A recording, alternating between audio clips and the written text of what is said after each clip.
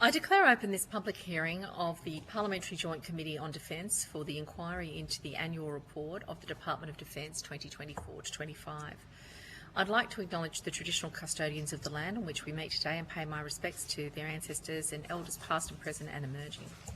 In accordance with the Committee's resolution of the 12th of May 2026, this hearing will be broadcast on the Parliament's website, and proof and official transcripts of proceedings will be published on the inquiry's website. I remind members of the media who need to fairly and accurately report the proceedings of the committee.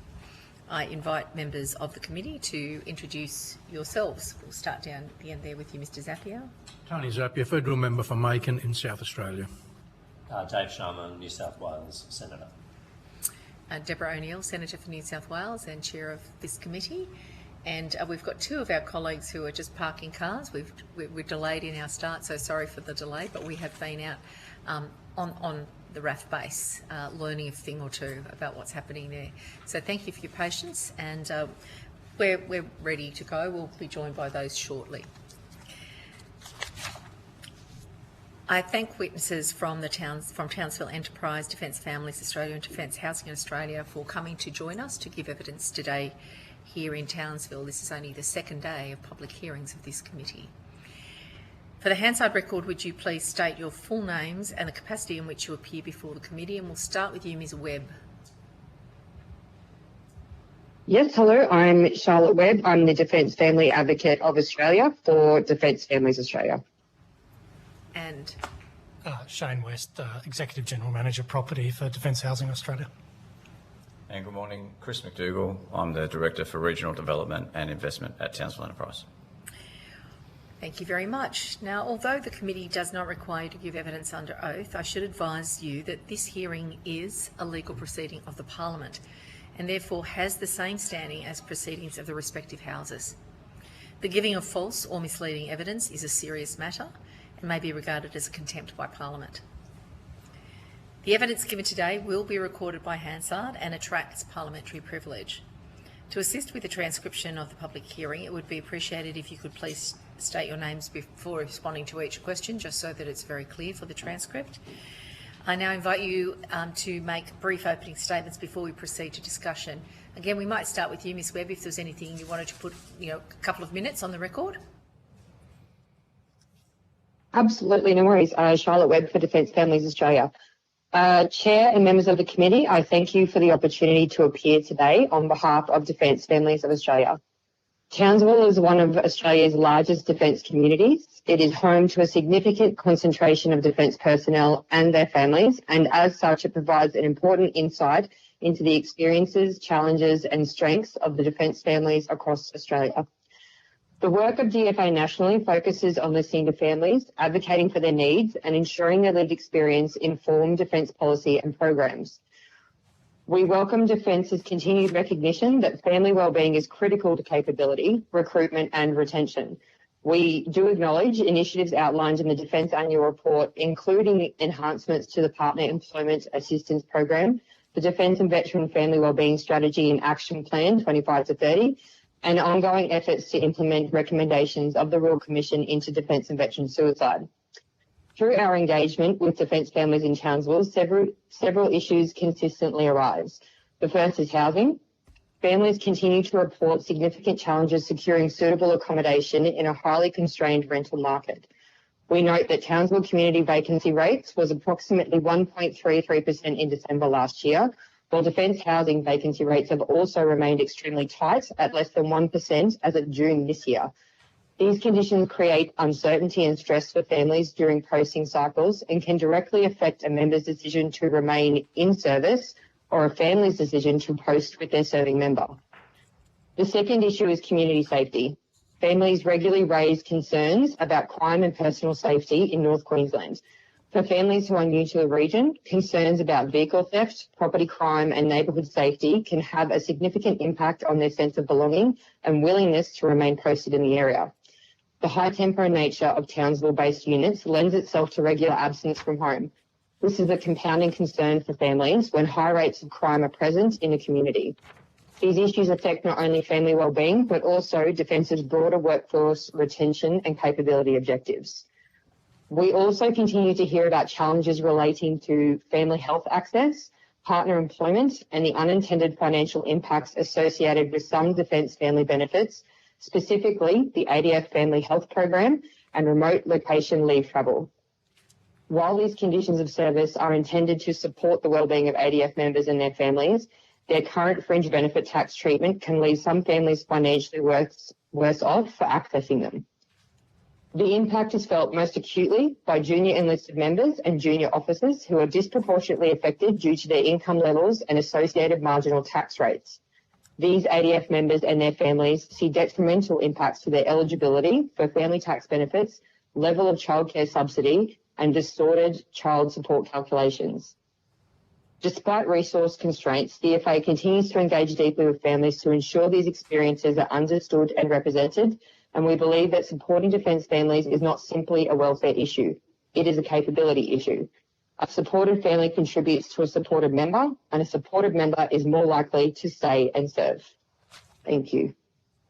Thank you very much, Ms Webb, and we'll go now to a statement from you, if you have one. Mr West? Yeah, I have no statement, Senator. Oh, sorry, Shane West, DHA. I have no statement. Could you just give me some insight as to where you're located? I'm located in Canberra. Okay, and are you aware of the particular defence housing matters in Townsville? Yes, I am. Yep. Do you have any data that you can give us Yeah, to start off? Yeah, absolutely. There? So we've got about 1,340 properties in the Townsville region. We work with Defence each year. They provide us with their housing forecast as to how many properties they require in the region, and we work to deliver upon that forecast. It's an annual process. Last year we met or slightly exceeded the forecast that was provided for Townsville. Over the coming years, we're expecting the number of properties in Townsville to grow by a couple of hundred in the DHA portfolio. It's probably also important to note that Defence members get accommodation from a variety of means. So the Defence housing is one way that housing is provided. There is also ADF members who are on rental allowance renting in the private rental market, and there's also a reasonably significant number of ADF members who own their own property in Townsville. Thank you very much. That's a good context for us to kick off with. And could I go to you, Mr McDougall? Absolutely. So Chris McDougall from Townsville Enterprise. First up, thank you very much to the committee members for coming to Townsville. Really appreciate people coming out and getting the truth. The fact that you've been out at the RAAF base is fantastic. I actually spent the majority of my defence career out at the RAAF base, so I know it very well, although I know at the moment it's a bit of a construction site with a RAAF base attached to the side. Personally served for 26 years in the Australian Army across a variety of command and staff appointments. That included secondment to the Department of Home Affairs for a couple of years, selected to assist them with strategic planning on national security matters, as well as working within Defence's acquisition and capability management areas. I left the ADF 2024 and moved into defence industry here in Townsville, where my wife and I decided to settle with our family. And from there came across into Townsville Enterprise working on regional development. I've had several publications published on the importance of the region, Townsville and North Queensland, to the defence strategy and to national security. I'm the chair of the Regional Defence Industry Working Group, which is the collaborative body made up of Tier 1, Tier 2 and SME defence industry organisations, key infrastructure providers such as the Port, JCU and the airport, as well as state and local government representatives. And I'm also a member of the local RSL board, so involved in what is effectively the veteran capital of Australia, heavily involved in the ESO space there.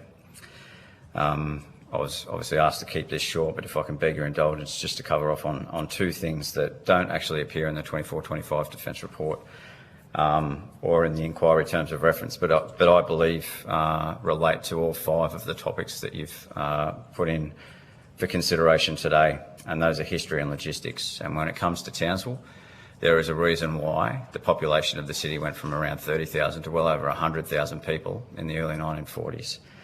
The geography, and that's both the natural geography and the built geography of the city and the region, were absolutely critical to success in the Southwest Pacific Campaign and the Second World War. And when we read defence strategy at the moment, we hear comments from our current Defence Minister and former Chief of the Defence Force, Admiral Johnson, about the strategic circumstances in which we find ourselves now.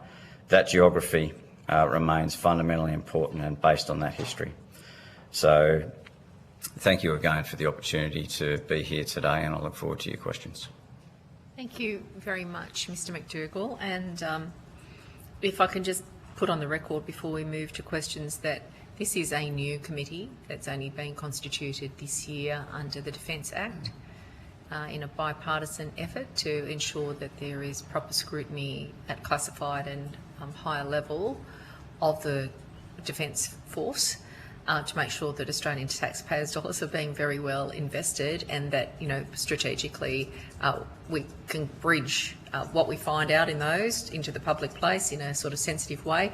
But a critical part is to make sure that there are public hearings so that Australians understand what's happening in our Defence Force. So thank you for being here. You're some of our freshest participants in the parliamentary process, and you bring very important perspectives. I'm pleased that you note our terms of reference. I think if I can come to you, Ms Webb, you made the point that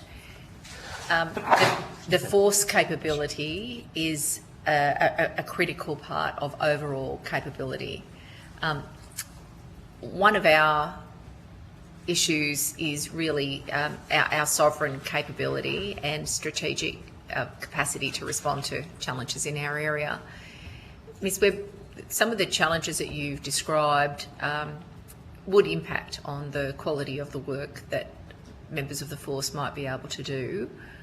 What are the key things you want us to be aware about here, particularly in Townsville, where the load of new participants and the growth of Townsville is part of the orientation to the north that's spelled out in our National Defence Strategy? Yes, of course. So Charlotte Webb, DFA.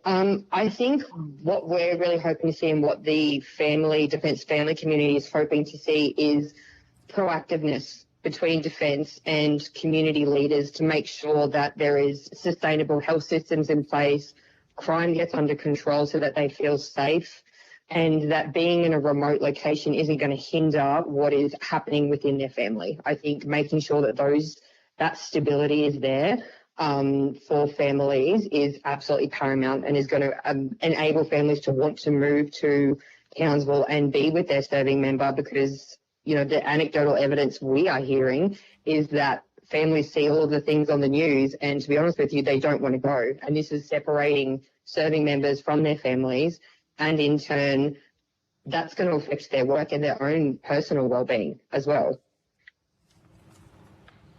Mr West, do you have a comment from a housing perspective? Shane West, Defence Housing Australia.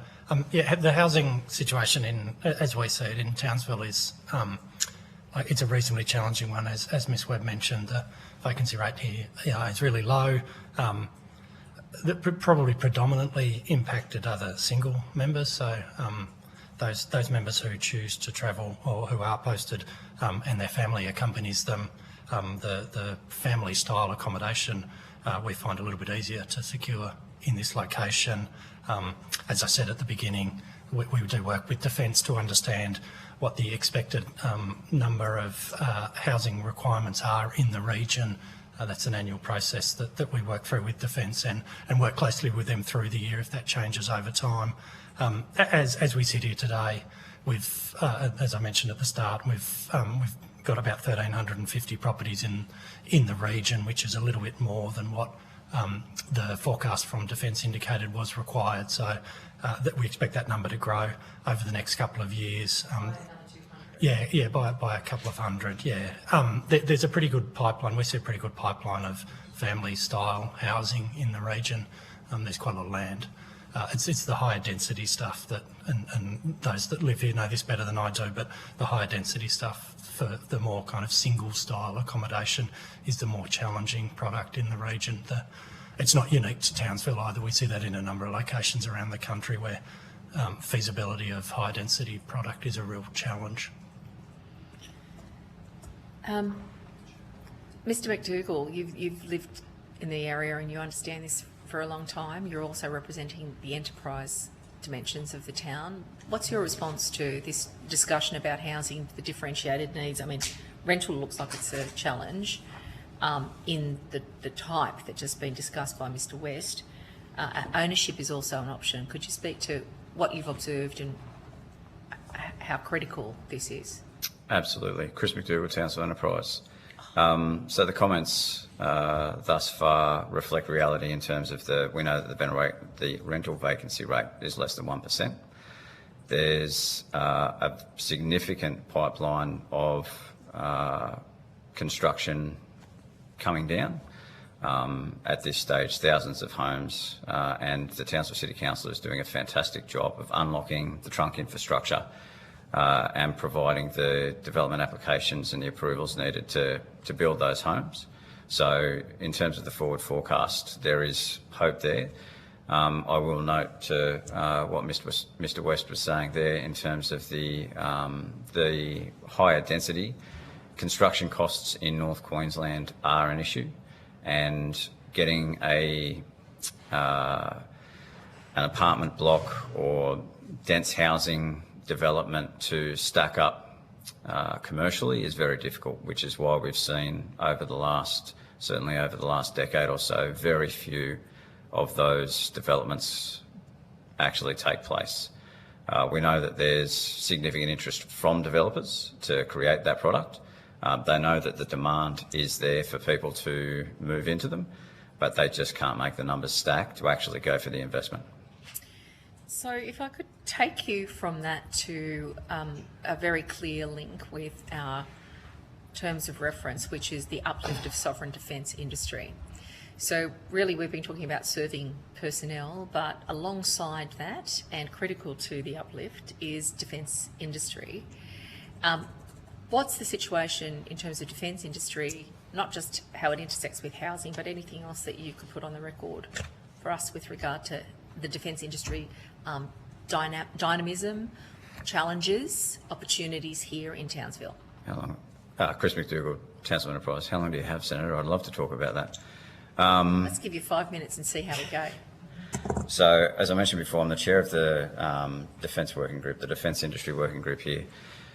Under the City deal that came out almost a decade ago now, defence industry was noted as one of the areas for development for Townsville.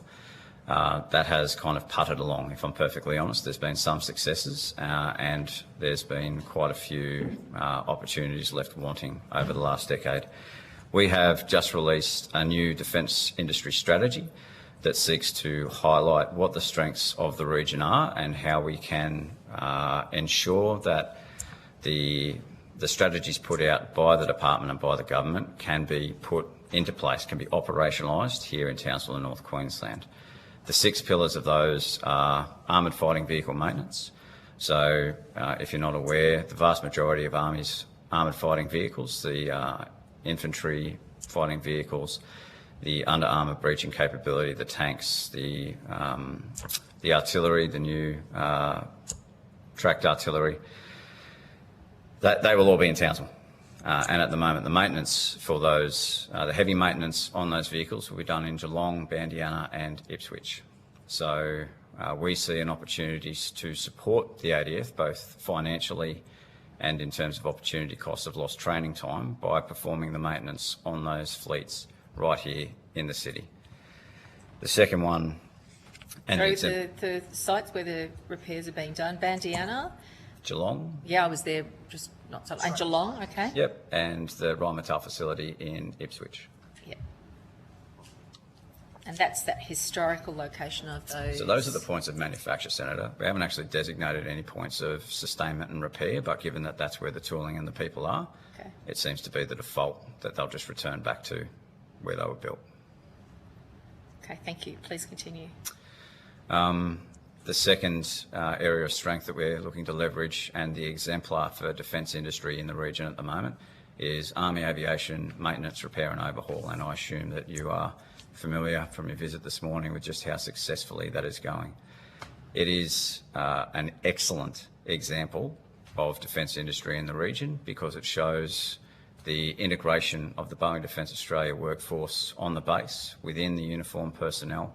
They're working in defence furnished facilities. When they identified that there was a gap in their ability to acquire the workforce that they needed, they came up with a solution working with Aviation Australia and Defence to close that gap and to solve that problem. And we identified in 2024 that it would be a fantastic capability for the city to have an aviation maintenance training facility here. We were told at the time, point blank, you do not have the capacity, that will not come south of Cairns. And here we are, 18 months after that statement, with the Townsville Aviation Training Academy fully up and running and 200 applicants for the current round of 24 positions as part of the second training course. So by far and away, that is an excellent example of what we could be doing for other fleets, such as the armoured fighting vehicles. The third pillar that we're looking at is the Army's littoral manoeuvre capability. Now, we know that the Littoral Manoeuvre Group will be based in Brisbane and that they will have an element in Brisbane, they'll have an element in Darwin, and an as yet undecided base in North Queensland. We offer that Townsville is the logical point for that particular base. We also acknowledge that at the moment Cairns has the regional maintenance capability for the Navy under the Naval Shipbuilding Sustainment Plan, and that maintenance of marine craft in Cairns does make sense. However, from a basing perspective, the customer for those vessels, the primary customer will be the 3rd Brigade, and the 3rd Brigade is in Townsville. It is extraordinarily difficult to move a 70-tonne tank from Townsville to Cairns and get it onto a boat. So the boats will need to come to Townsville, and they'll need a facility at which they can load and unload. And that's just for peacetime. In the event that we end up in an operational scenario where we are projecting the 3rd Brigade as the heavy force, as the fighting force of the Australian Army, if we are sending them into the Indo-Pacific, then they will need to deploy in amphibious and littoral vessels, which will need to come into the Port of Townsville. The Port of Townsville at the moment does not have the fixed facilities to support heavy defence operations, and indeed they go above and beyond to support the demand that Defence puts upon them now. As we increase that demand, they will not be able to keep up. If we don't invest in fixed infrastructure to enable that to take place, then we will be forced to spend money on transit for those vessels, for them to come down and pick up their primary customer. And the time that it takes for that to occur, if the government wishes to, if our nation wishes to respond to an emergency in the Indo-Pacific, whether that be humanitarian, peacekeeping, or, God forbid, a major conflict, then time will be of the essence, and storing the manoeuvre assets for our primary response capability a day's transit away doesn't seem to make a whole lot of logical sense to me. The fourth one, and probably the closest one to the terms of reference for the committee, is the sovereign supply chains. We see this as an opportunity, and I said before that one of the key topics for us is logistics. As a student of history, particularly military history, it's pretty clear that the tried and true saying that tactics win battles but logistics wins wars is absolutely why Townsville is so important to national security if we're to consider future conflict. And sovereign supply chains based out of Townsville won't appear overnight. We know that the strategic warning time available to the nation, to the government, has decreased from what we saw, I think we last saw in the 2016 white paper where we said it was 10 years, but we agree now from 2020 onwards that has gone by the wayside. It could happen very rapidly, and if it does, we will not have time to establish logistics, points of collection, points of distribution. We'll need to be able to work with what we've got. So if we set ourselves up for success now, by setting the logistical infrastructure now, then we set ourselves up for success in that future conflict when we're projecting force and trying to sustain a force off our shores at a distance. I would also offer here, as an excellent example of that, the first drop of sustainable aviation fuel that will be refined in, hopefully Australia, touch wood, will be right here in North Queensland. We have one very advanced sustainable aviation fuel which will also produce renewable diesel refinery that will be stood up. We won't quite, if you were on top of the building that we're in at the moment, you'd be able to see where that facility will go in. It'll be 8 kilometres as the Apache flies from that refinery to the RAAF base, and they will be able to pipe their fuel straight out to the port of Townsville. There will be another one currently forecast to go into the Lansdowne Eco-Industrial Precinct out at the Ross Dam, south of the Ross Dam, south of town out here.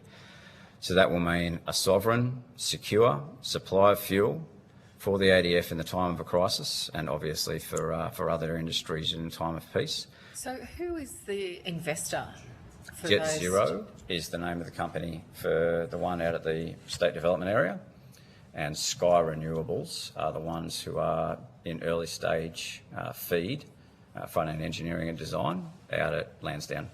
And how advanced are these propositions for sustainable aviation fuel refining here in Townsville? Jet Zero expects to go to financial close before the end of this year and start construction early next year.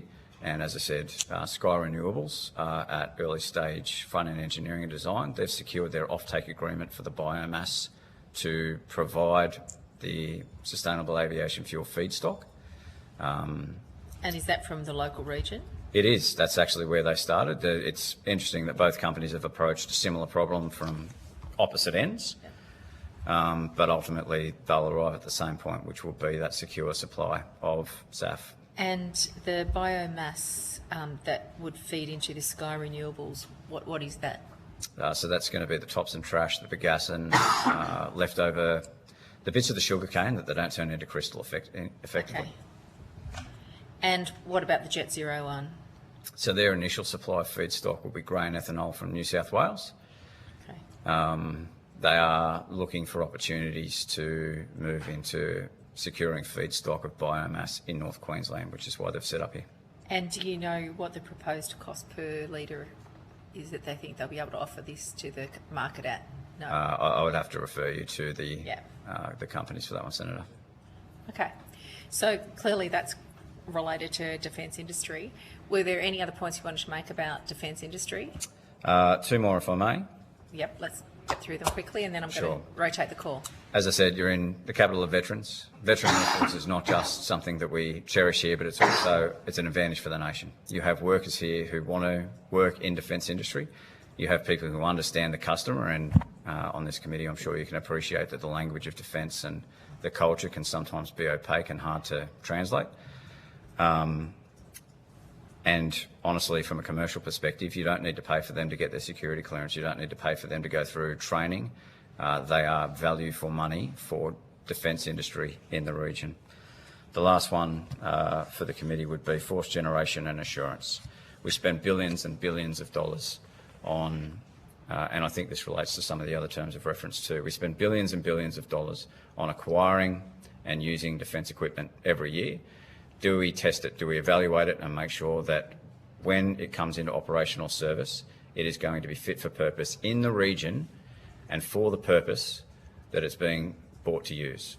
Here in North Queensland, we have the opportunity to, from an industrial life cycle perspective, be on both the development and the sustainment sides of that triangle, and to make sure that we test our equipment in maritime, air and land environments that represent the same environment that we expect that equipment to be used in when the bullets and the missiles are actually going 2 ways. Thank you very much. I'll go to the Deputy Chair. Thank you, Chair. Thanks for your appearance today. Could I just ask, and this is to whoever would like to take it, including it's Ms Webb on the call, I believe, sorry. You talked about the feasibility of high-density products being a real challenge. So it's basically it's commercially difficult to bring apartments online.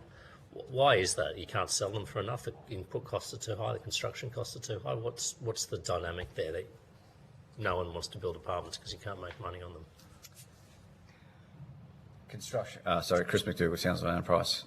Effectively, Senator, I would say that the construction costs are too high. So there's a roughly, and the figures obviously change, but roughly a 10% premium to build in North Queensland is what there would be to build in South East Queensland. Mm-hmm. The investment landscape makes that difficult. The simple analogy that I would offer for you on this one is that at the moment there is a supply in the market at a price range of, let's say it's around about $500,000. For what, a 2-bedroom apartment or? Yep. Okay. And please, I realise that the figure will be on Hansard, but that's an indicative figure. Yeah, of course, understood. For an investor to bring a new build into the market at the moment would be substantially more than that. So they will struggle to sell the stock that they build, which makes it unviable to actually build in the first place. There are proposals in place at the moment. The high end of the market seems to have some demand there, which you'd kind of expect. And looking at modular construction seems to be a way that may enable a development to come through in a financially viable way. But what we're seeing at the moment, the only thing that has stacked up in the last couple of years is a build-to-rent investment out at the Fairfield Shopping Centre. Okay, that's interesting. 'Cause it's the same dynamic in Sydney where I'm from. I mean, a builder can't basically bring an apartment online for less than about $1 million. Yeah. And that's going to cost more than it's only if you're selling them for $1 million that you're making money. If you're a developer and the market's not there to buy a 2-bedroom apartment for $1 million, unless you're in a waterfront or high-end location. Mr. West, I was just keen for your comments on this because you touched on this issue as well, the challenges that this presents. Yeah, Shane West, Defence Housing Australia. Yeah, I'm completely agree with the previous comments. I think the only addition I'd put on it is we see a little bit of difference between developers who are looking to build to hold. The build to rent example was one of them versus those that are looking to sell immediately on construction. So you can see scenarios where the feasibility stacks up a little bit better, where the developer owns the property or intends to own the property for 20 or 30 years after completion and rent it out, versus if you're trying to sell it immediately upon completion, you encounter the problems that were mentioned, where it effectively costs you more to build it than you can sell it for on completion. So we also, for what it's worth, the DHA has a site. We have a site of our own in a suburb called Aitken Vale here, which is really well located, that we've got a development application in for that we submitted a couple of months ago. So we're working through the DA process with the council on that one to bring in some slightly high density product into that space, so more townhouse style accommodation. But there is provision in that site for an apartment, for a small scale apartment, like a super lot that we will plan out as a super lot, and then as we get through the development, hopefully, if things have changed a little bit in terms of feasibility, we might be able to do something on that space for a kind of a 5 or 6 story apartment block. But that's sort of right at the back end of the development, so we've got a couple of years to see what the costs and the market does, but before we need to make a call. Okay. And why have so you said that Mr. McDougall is about a 10% premium or additional cost here versus South East Queensland. Why is that? And the second question is, have these construction costs gone up significantly since 2020, 2021? Chris McDougall, Townsville Enterprise. To answer the second question first, yes, about a 30% increase, and obviously you'd be aware that that's nationwide on our pattern. Yeah, no, it's true, and that's why I wanted to see if it was the same here. I think the 10% premium relates partly to the cost of insurance, obviously, and the need to move everything up here. So having to price in the movement of equipment to North Queensland does pay a factor. There's also, probably less so, is the effect of wages and attracting the skilled workforce. Ms Webb was talking before about that, attracting people to the region, which is one of the things that we're very focused on at the moment, is to highlight livability within the region. For the specific economic factors, I can take that on notice if you like. Look, if you're happy to, I mean, you don't feel compelled to, but if you've got more that you'd like to bring to the table. Ms Webb, I'm conscious you're online there. Is there anything you wanted to add to what you've heard? No, sorry, Charlotte Webb, DFA. No, I think I've raised the issues that families have around the lack of housing availability, and I know it's not an easy fix, but great that it's being brought to the attention of the committee. Yeah, okay, thank you. If I just have one more Yes, question, Chair. Just, Mr McDougall, you mentioned that your involvement with the Regional Defence Industry Working Group. Can you just explain to me what that does, how often it meets, who the members are, what the purpose is? Absolutely. Chris McDougall, Townsville Enterprise. So as I mentioned, in 2016, I think it was 2016, the City deal was arranged, tripartite agreement between the federal, state and local governments with a focus to develop defence industry. From that, one of the agreements was that the Townsville City Council would employ a defence liaison officer. That individual at the time decided to institute a working group of defence industry in the city. The member at the time was a former Australian Army colonel, and he recruited... This is the Defence Liaison Officer, right? Yep. And he recruited one of our distinguished community members, a former Lieutenant General. And between the two of them, they pulled together the working group to have a look at how we can grow defence industry in the city. To give you an example of where we sit at the moment, with the exception of the Boeing facility and the Boeing contract that you saw this morning, we effectively have one real defence contractor in town, and that's Cubic Defence. Sorry, what was, say that again? That Cubic Defence Australia. Thank you. So prior to Boeing's being awarded the AH-64 sustainment contract, Cubic alone was responsible for over 55% of defence industry in the city. One company. In the top 10 was the Townsville City Council and Ergon Energy, because they supply energy and utilities to the bases. So defence industry in this city, as I said, Boeing is the exemplar. Cubic is probably the other foundational company that we have here, and then we have a lot of people who provide services to the bases and SME support, whether that be to primes that are located elsewhere in the nation or looking for other opportunities. The Defence Working Group came up with a defence strategy back in 2020. That was released, and as I said, we had some successes out of that, notably Army Aviation. And we decided to rewrite it last year and came back together as a working group made up of Boeing Defence Australia, Cubic Defence Australia, General Dynamics Land System Australia, Oricon, the Port of Townsville, Townsville Airport, the Townsville City Council, James Cook University, Townsville Enterprise.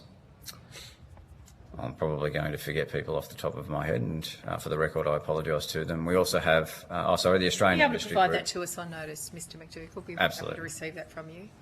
The Australian Industry Group and the North Queensland Simulation Park, and we have observers from the Department of Defence and the North Queensland Regional Organisation of Councils. Okay. The purpose of the group is to look for opportunities for us to support defence and to grow defence industry in its size, its scope and its scale within the region. And you said the Department of Defence attends as an observer. I mean, does that model work? Because obviously you want to sell to them, right? Or your group wants to sell to them or be involved in their supply chains more. Are they there participating in the meeting and telling you about opportunities that are coming up or where things are?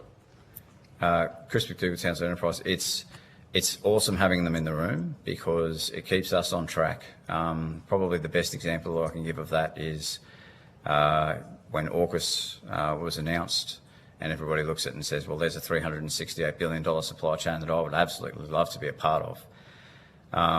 And with the advice from the department was, well, that's not really the strengths that this region brings to defence. How do we support defence? The advice from the department keeps us on track in terms of making sure that we're not going down, and to quote Major General Hugh Meggett here, if Defence are asking for an iron, let's not try to sell them a kettle. Let's make sure that what we're doing in the region supports what they need in the region so that they get what they need and that we can keep the soldiers well trained, well equipped and liking being in Townsville. And who from the Department of Defence? Is it someone based in Townsville? Is it Canberra? Is it civilian? Is it uniform? Who's the person who sits on this working group? Chris McDougall, Townsville Enterprise. The representative up until last Friday was a member of the Capability Acquisition and Sustainment Group. Yep. So from, in particular, from the Office of Defence Industry Support. Yep. Okay.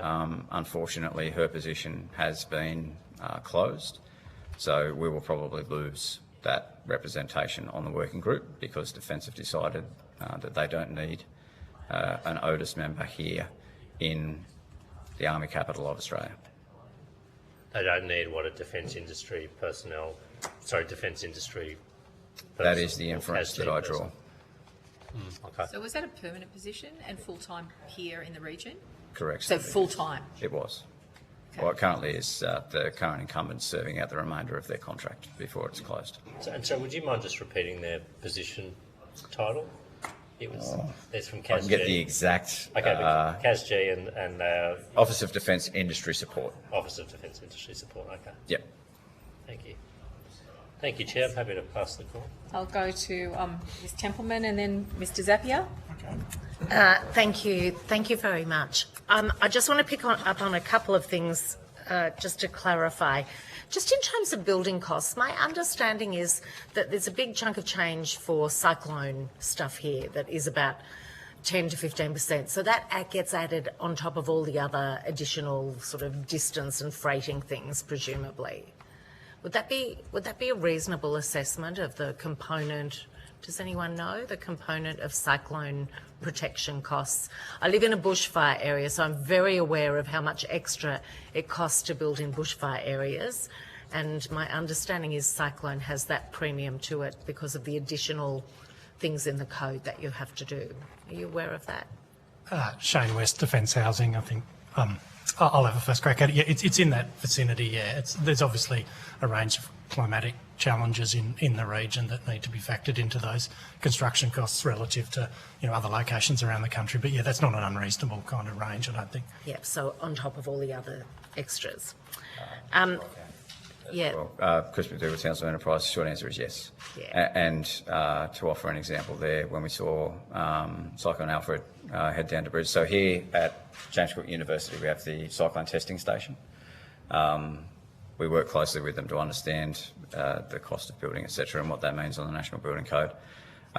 They pointed out that a simple thing like the external and internal pressure testing that needs to be done on a newly constructed home in North Queensland is vastly different, which then requires a different level of securing the roof to the studs, etc. So yes, it absolutely does impose a cost. Yeah. Can I just ask if there's a pattern book option for this region in terms of not having to have a bespoke product for every development? Because that's one of the developments for planning in New South Wales, that there has been architect design pattern book planning to decrease costs, make replication much more efficient, and decrease the time to get the product into the market. Is that an option for you here in Townsville? And I'm thinking about innovative technologies in terms of building, because there are absolutely new techniques that are emerging. Chris McDougall, Townsville Enterprise. I would say it probably is, Senator. I'm happy to take that one on notice. We have, in the Townsville Enterprise membership base, we have some of the biggest housing construction companies in the region, and I'm more than happy to go back to them and confirm. Yeah, I think it's a government-led initiative to try and encourage that, speed to capability, which is the language I know that I've been hearing a lot in the last couple of days. Back to you, Ms Templeman. Thank you, Chair. And just on sustainable jet fuel, can I just clarify what it is here? Because we were in Toowoomba yesterday, and my understanding is that they have the first sort of operational and site for sustainable jet fuel. So I'm just wondering, are they different? Are they the same? And are you able just to shed any light on that for a non-industry person? Chris McDougall, Townsville Enterprise. So I couldn't comment on what's being done in Toowoomba. I can tell you that the refinery up here will be an alcohol to jet refinery. I think the first two will both be alcohol to jet. So that's turning ethanol into a combination of majority sustainable aviation fuel, which will then get blended obviously with traditional aviation fuel, as well as renewable diesel, which can be a drop-in product for the final customer. Jet Zero likes to say that they are going to refine the first drop of commercial sustainable aviation fuel, so I'm not sure if what's in Toowoomba is a pilot plant testing a technology or if they're a commercial It might be the entity. use of the words with the word first. Yeah. How you put them together to be really clear about what it is. That's why I just thought I'd try and clarify. I wouldn't mind us just getting very clear from a reporting perspective, when we're thinking about these things, about a bit more detail about both of those. Thank you. I just tweaked my interest. Can I just go to a broader question? And this is probably one for, I hope, for all of you. And that relates to, this is quite a small town, 200,000 plus people, yet you're able to supply trainees for quite specialised defence work. How has that been possible? Is it the defence families coming in? Is it the existing population? How do you sustain that supply of young trainees who are able, who are willing and able to be skilled in the areas that you need? Maybe Mr. McDougall, you might like to start. Absolutely. I guess there's two things that, Chris McDougall, Council Enterprise. Two things that I could offer there. The first one is, as I said, it's a veteran city.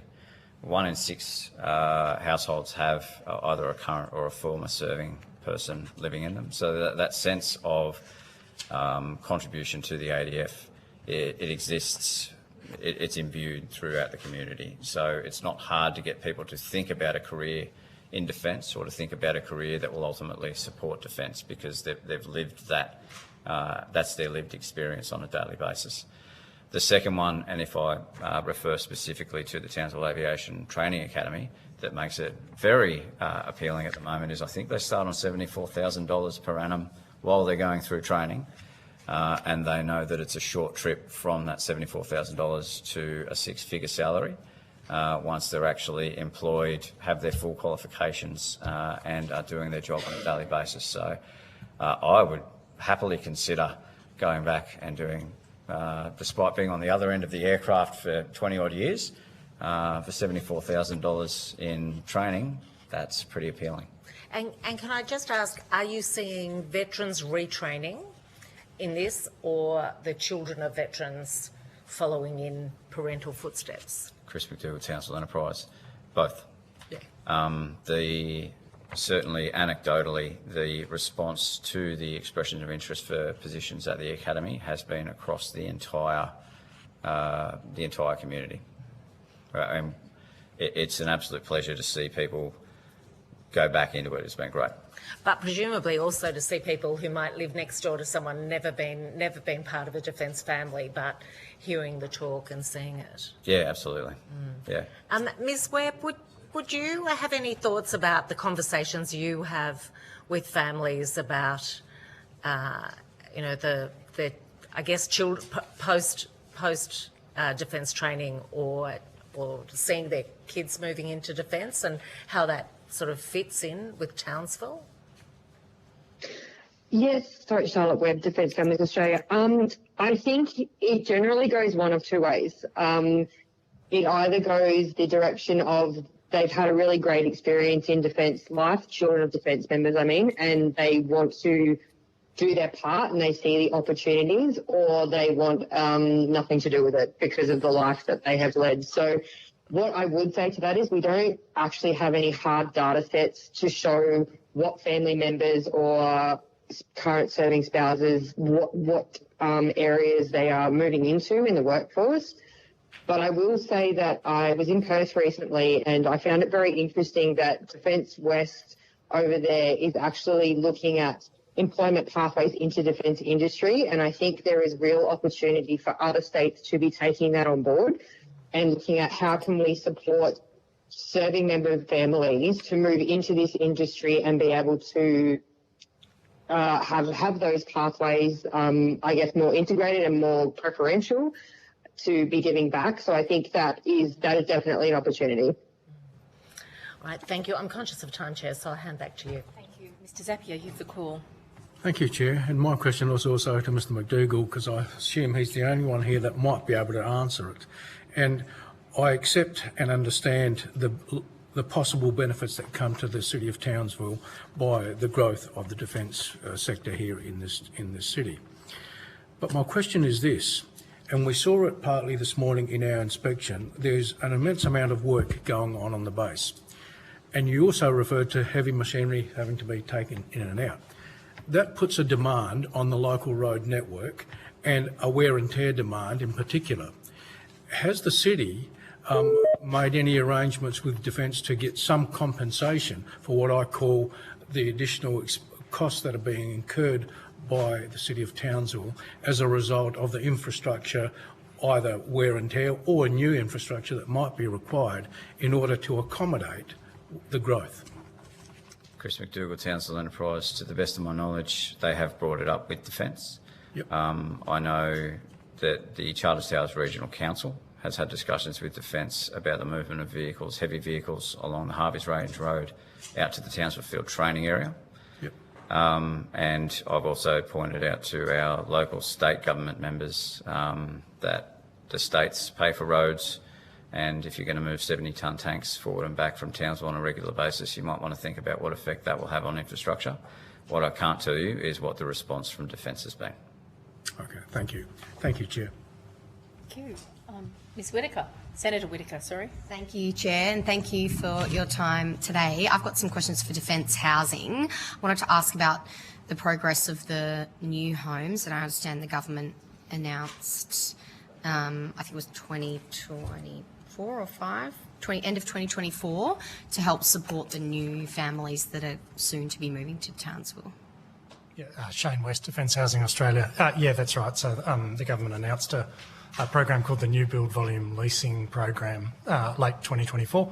A bit of background. So the majority of properties that we have in Townsville and nationally, in fact, are properties that we lease off a private investor. So this program was working with a number of the local larger builders, developers about securing a pipeline of leased properties over what is initially a 5-year period, where we work with those organisations to confirm requirements and suitability of housing, and that house is then packaged up and sold to an investor with the DHA lease attached upon. So once the property is complete, we then lease the property and it's available for ADF members to occupy.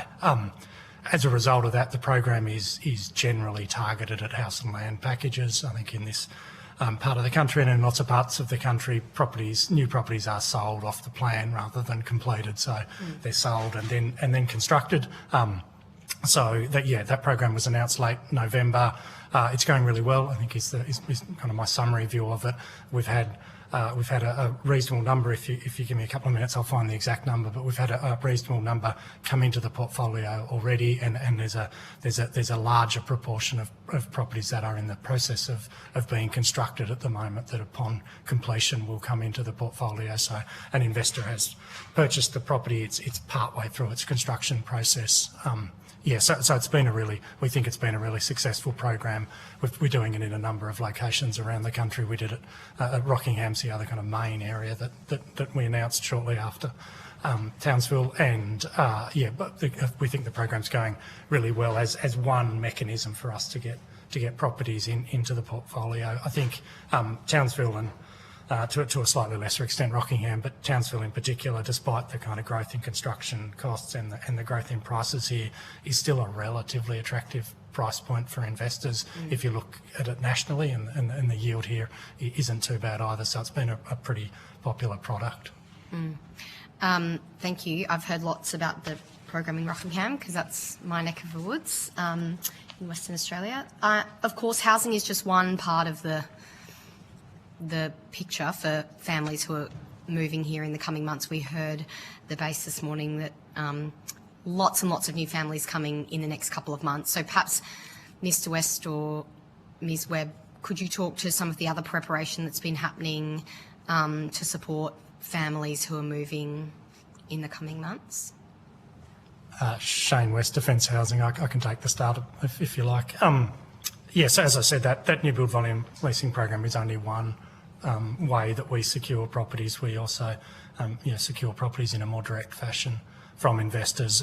We acquire some ourselves, and as I mentioned earlier, we've got a development site that is in the process of it's just commenced its planning approval. So we think, but based on the forecast that we get from Defence about how many arrivals they're expecting and the composition of those arrivals, noting that we have a pretty heavy focus on families or members who are travelling with families and or dependents. We're pretty confident in the pipeline that we've got, in the number of houses that we've got today, and relative to the forecast arrivals, that we will at least be able to meet the demands. Do you know if council has a triaging fast track for housing that's dedicated for defence? Yeah, we work reasonably closely with council. I think council's been really good, both in terms of the developments that we're trying to do ourselves, but more broadly about what we're trying to achieve in the city, and we're also talking to them about a couple of potential additional sites where we might do some development. But yeah, we've found the council to be super engaged and really supportive. And what about childcare, schools, health? There's obviously an impact on a whole bunch of other parts of the community too, so... Yeah, Shane West, Defence Housing. So from our perspective, we try to work really closely with the council in particular, and around what their planning proposals are, and where they are intending the city to grow, and try to dovetail in with that. So while Defence is clearly a significant contributor into the region in terms of growth in the region, it's a relatively small proportion of the overall growth. So rather than trying to lead and direct that, we try to kind of fit in with the broader planning frameworks. Yeah, that makes sense. Thank you, Chair. Thank you. Ms Webb, did you have any comments that you wanted to make there from your understanding about defence families? And again, I go back to your statement that happy and well-supported defence families are actually a critical part of capability for those who are serving. Did you want to add anything on housing or any of the other matters with regard to soft infrastructure that's just been identified by Senator Whittaker? Yes, Charlotte Webb, Defence Families Australia.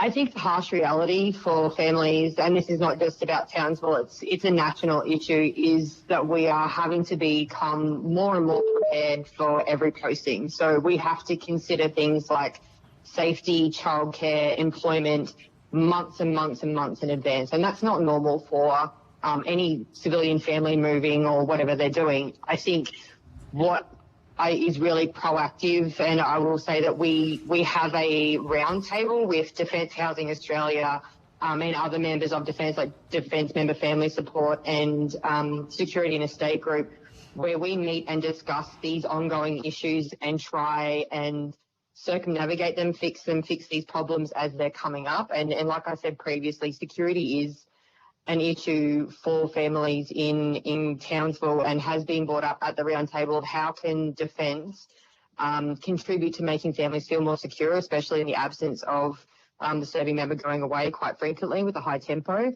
But as far as childcare, education, I mean, we're used to those hurdles. It just doesn't seem to be getting any easier. Like childcare is a national, or lack of childcare is a national issue for us. Trying to be proactive but still having no solutions. So if we can't get our children into childcare, we can't find a job, which again leans into families not having that financial stability, not being able to purchase a house every time that they move, like sell and purchase, because they don't have ongoing employment.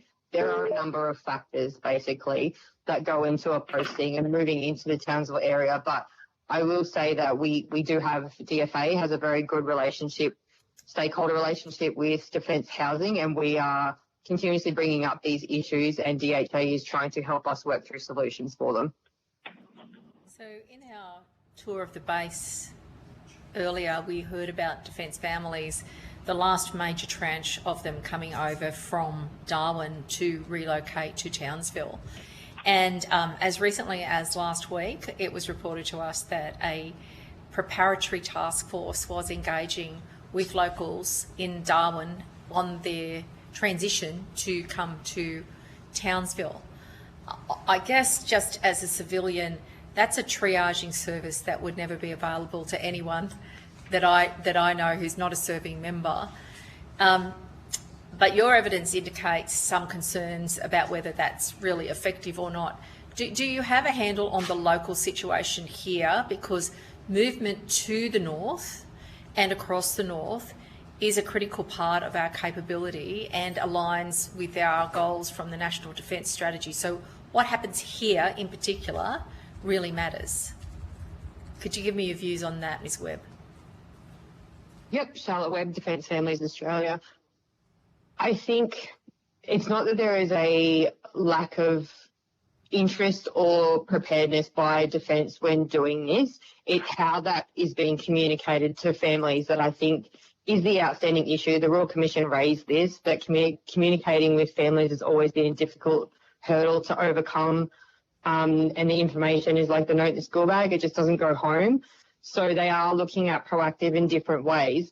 There's also, it becomes very self-reliant, basically, for families to be like, okay, where the whole, brigade or whatever it is being moved from Darwin to Townsville.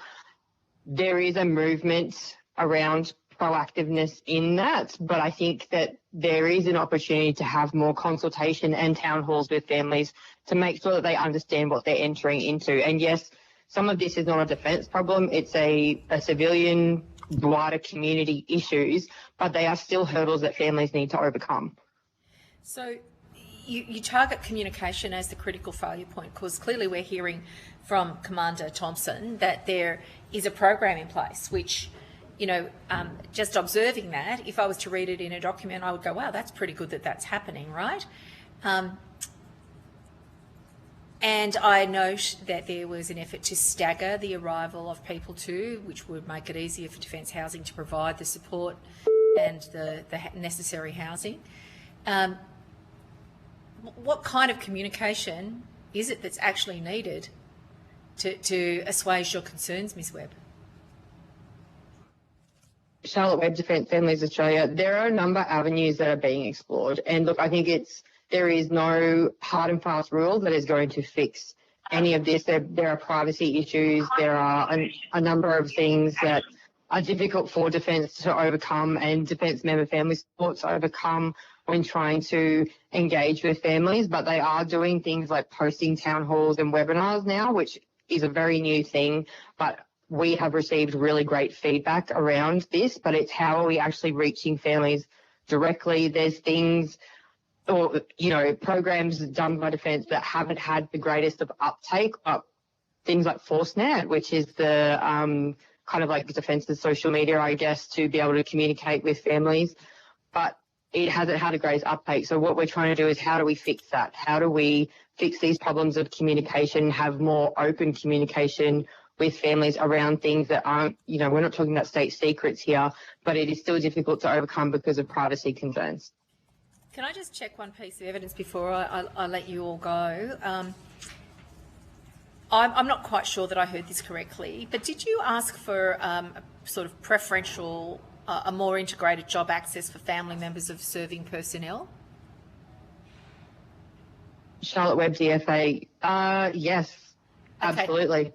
And do you know anywhere that that's in place, and what's the community response to that? Charlotte Webb, Defence Families Australia, it is something that we're currently working on and in discussions with a number of different industries and with APS Employment and Defence itself. There are other avenues that I think there are within the veteran community itself and for veterans for targeted pathways.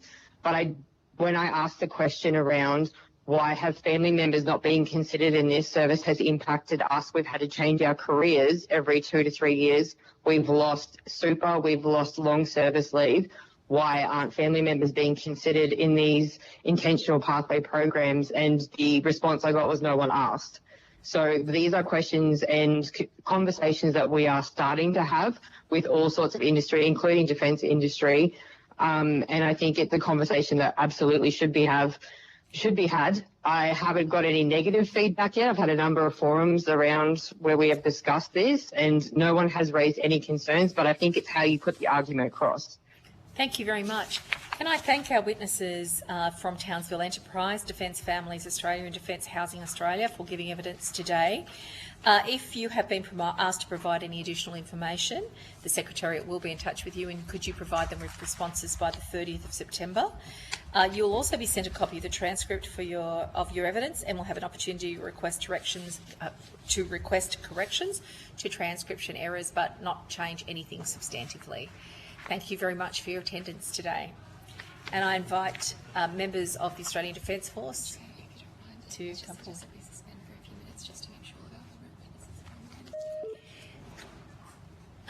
The committee will suspend for just a couple of minutes to allow us to check exactly who has been able to connect in, because we've got quite a number of not present participants in this next hour of evidence gathering.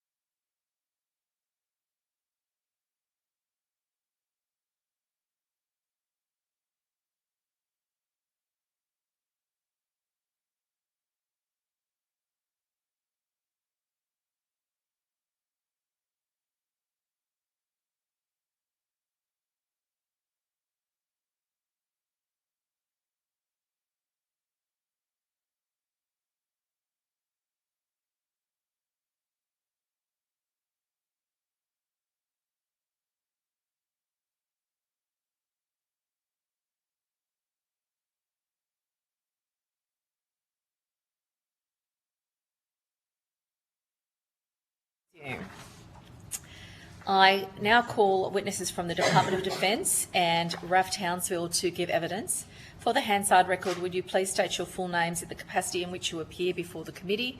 We might start with Major General Brown. Good afternoon, Major General Headland Capability Australia. Could you try that again, Major General Brown? Good afternoon, Major General Kurt Brown, Headland Capability Australian Army. Was that better? Much better, thank you very much. Air Vice Marshal Nicholas Hogan, Head Air Capability. Commodore Jacobson. Commodore Michael Jacobson, Acting Head of Navy Capability. Major General Matt Pearce, Head of Force Design. Ms Perkins. Celia Perkins, Deputy Secretary, Security and Estate. Mr Hanley. Deputy Secretary, Naval Shipbuilding Sustainment. Air Vice Marshal David Schul. Air Vice Marshal David Schul, Head of Joint Aviation System in the Capability Acquisition. Could you state that again? Air Vice Marshal David Schul, Head of Joint Aviation System, Capability Acquisition Payment Group. Might get the volume up a little. Could we also have Air Vice Marshal Van Leeuwen? Yeah, Air Vice Marshal Jerry Van Leeuwen, Head Aerospace Systems. And Dr. Duong. Yes, Dr. Lin Duong here, Deputy Chief Defence Scientist at the Defence Science Technology Group. Thank you for that. Now, although the committee does not require you to give evidence under oath, I should advise you that this hearing is a legal proceeding of the Parliament and therefore has the same standing as proceedings of the respective houses. The giving of false or misleading evidence is a serious matter and may be regarded as a contempt of Parliament. The evidence given today will be recorded by Hansard and attracts parliamentary privilege. To assist with the transcription of the public hearing, it would be appreciated if you could please state your name and before responding to each question, particularly given how many of you there are online. I now invite whoever is going to take the lead to make a brief opening statement before we proceed to discussion. Thanks, Chair. Major General Matt Pearce, Head of Force Design. Chair, thank you, and committee, thank you for the opportunity to appear before the committee again today. I also thank the committee for taking the time this morning to visit some of our Air Force and Army units at RAAF Base Townsville to understand the capability effect they provide and the strategic importance of this location due to proximity to our region. As I said yesterday, Queensland plays a vital role for defence, hosting some of the nation's most important bases and supporting a growing defence industry. Today I'll briefly update the committee on two areas of particular interest: uncrewed and autonomous systems and advanced guided weapons and related capabilities. Across both of these areas, the common theme is preparedness. These investments are strengthening deterrence by increasing the ADF's ability to generate credible military effect, sustain operations over time, and build sovereign capacity aligned with the requirements of national defence. In relation to uncrewed and autonomous systems, Defence is moving beyond experimentation to introducing these capabilities at scale. Since July 2024, Navy have been operating the Australian designed and built Blue Bottle autonomous vessels, which are part of our persistent long-range intelligence, surveillance and reconnaissance capability, powered by sun, wind and waves, and as part of our maritime border protection operations. Defence has also signed a $1.7 billion contract for Ghost Shark, which will deliver a new sovereign uncrewed undersea capability, while Ghost Bat has successfully demonstrated air-to-air missile engagement. More broadly, investment in autonomous systems has increased from around $10 billion in the previous integrated investment program to between $12 and $15 billion in the 2026 IIP. These systems provide greater reach, persistence, survivability and mass for the integrated force, while enabling Defence to place personnel further from harm and generate operational effects in contested environments. In relation to advanced guided weapons and related capabilities, Defence is increasing both the range and capacity of the joint force. Navy is moving from approximately 140 kilometre capability with Harpoon to more than 2,000 kilometre capability with Tomahawk Strike. Army is moving from approximately 40 kilometre capability with conventional artillery to 500 kilometres through precision strike missile, with further increments extending that range. At the same time, Defence is establishing a sovereign guided weapons enterprise. This year saw the first live firing of Australia's manufactured GMLRS missile system, guided multiple launch rocket system, while broader investment in guided weapons and explosive ordnance related capabilities is expected to total around $46 billion across the decade. From a national defence perspective, the key is not any individual platform or program. The key question is whether these investments improve preparedness, strengthen deterrence, generate credible military effects and build a sovereign capacity required to sustain them. Our assessment is that they do, and they make an important contribution to the integrated force required by Australia's strategic circumstances. Together, these investments are delivering greater range, greater mass and greater resilience, while strengthening Australia's ability to defend its interests and contribute to regional stability. Chair, I welcome the committee's questions. Thank you very much, Major General Pearce. Can I take this opportunity to thank all those who hosted us on base today? The committee, in our short conversation since then, has all endorsed it as a really valuable investment of the time of the committee, and we thank you for your hospitality and the openness with which we were able to ask our questions and receive really frank responses. We want to congratulate too all the serving men and women there and thank them for the service of the nation. We understand it's a very big task, and these geopolitical times are ones where there's a little more tension than there has been in recent decades. So mindful of all that, we thank you and congratulate you as the figureheads here. Thank you. Could I just go to the concept of preparedness? You put some very important investment decisions on behalf of the Australian people on the record there. $1.7 billion for Ghost Shark. If I channel ordinary Australians who don't know much about it, perhaps somebody here from Townsville, this is the sort of question we get asked when we go knocking on doors. Well, what's in it for me? So what's in it for the Australian people? What's in it for Townsville? What's in it for Queensland in particular, that we are undertaking these very significant investments in the national interest in uncrewed and autonomous systems, both for sea and air? Thanks, Chair. Major General Matt Pearce, Head of Force Design. I might start and then allow others to contribute. So the direction the government have given us through the National Defence Strategy, the primary task is to defend Australia and its national interests. But second and third to that is to be able to protect our lines of communication and project force into the region. And so protect our lines of communication, I would reflect back on our experience during COVID, where we realised that supply chains can be interdicted, or indeed, just because of Australia's distance from some of our supply partners, it's difficult to get those resources. So as we think about Australia's security, it's not just defending the sovereign homeland, like our land in Australia, it's also our interests out in the region. And I guess what platforms like Ghost Shark and Ghost Bat enable us to do is to have a larger footprint than what we would otherwise be able to do using traditional crewed capabilities, submarines and aircraft. So those autonomous systems come in as to complement that capability, to supplement that capability, and give us a greater coverage than what we might otherwise be able to achieve with crewed systems. So capability is a language that is very well used inside the forces, but for somebody whose door might open when we knock on it, what exactly does that word mean?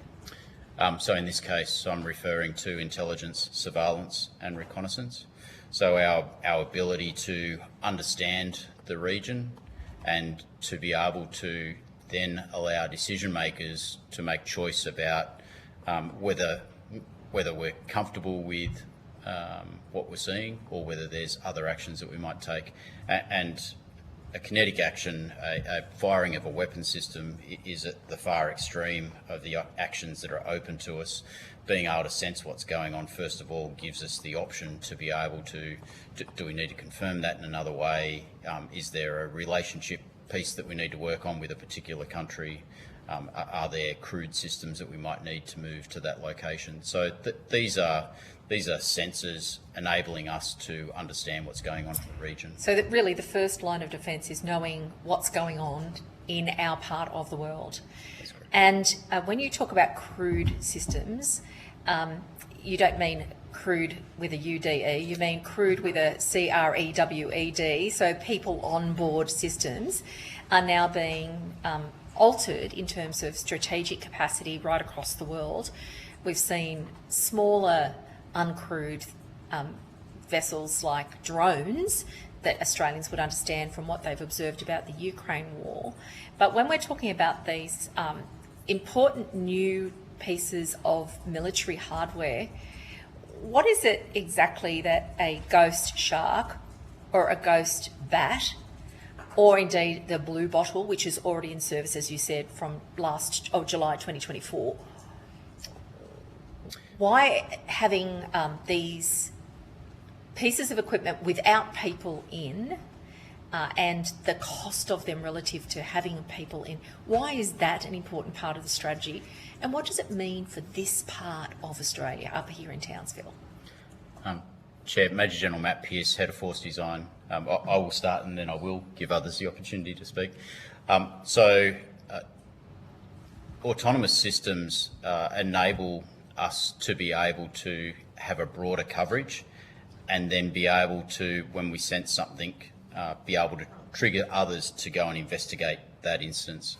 We use autonomous systems typically to do the dull, dirty and dangerous jobs. And so it's a case of not putting our people in harm's way if we don't need to, but also they give us greater coverage. They give us mass and they give us persistence out into our region in a way that we just, from the size of our nation and the size of our Defence Force, we couldn't otherwise achieve. So they give us that broader coverage. Well, and the size of our nation, it's a pretty big ocean up there to our north.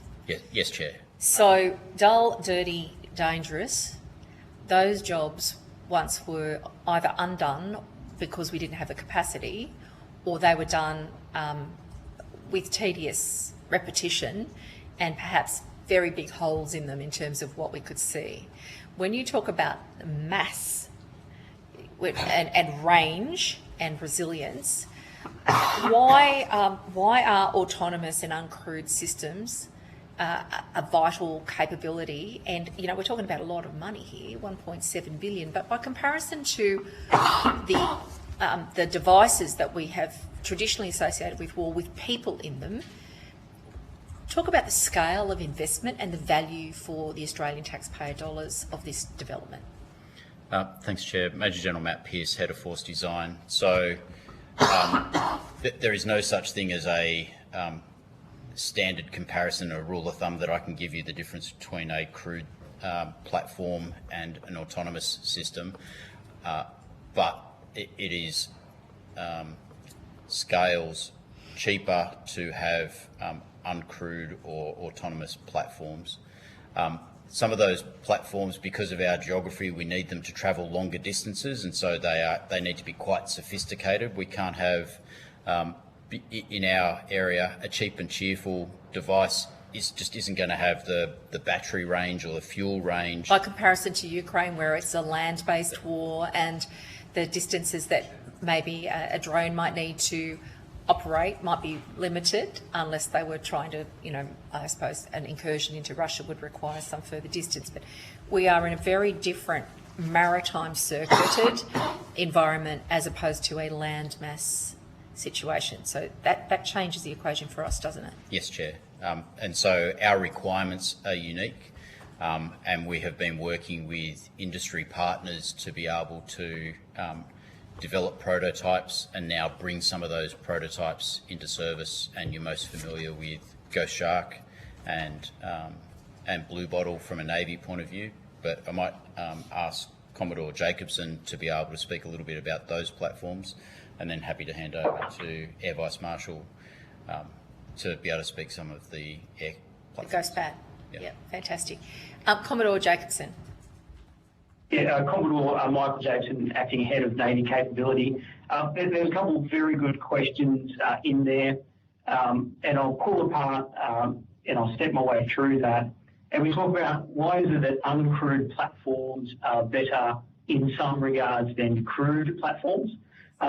The human, what a submarine, a ship, an aircraft would need to do to support a human operator is actually quite significant. They need food, they need accommodation facilities, you know, whether it's showers, toilets, those sorts of things, and that all requires power, volume inside those platforms. by taking the operator out of the platform itself and putting them to another location where they oversee, control, interact with those vehicles, you can actually simplify those platforms quite significantly, reducing the size and therefore the power they need to operate. And so you can see some savings in the actual construction of those vessels themselves because you've outsourced some of those functions outside the platform.